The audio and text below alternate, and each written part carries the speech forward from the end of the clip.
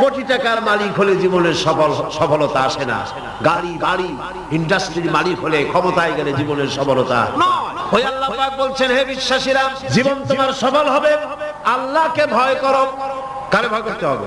রাষ্ট্রকে, পুলিশকে, আর্মিকে, প্রধানমন্ত্রীকে, প্রেসিডেন্টকে। কারে ভয় করতে হবে? জোরে চিল্লায় কর, আল্লাহ রাব্বুল আলামিনকে ভয় করো, নেক কাজ করো। সেই নেক কাজগুলি তোমার জন্য জান্নাতে যাওয়ার ওসিলা হয়ে যাবে। সুবহানাল্লাহ। ওসিলা তালাশ করো, জিহাদ করো, সংগ্রাম করো, তাহলে তোমাদের জীবন সফল হয়ে যাবে।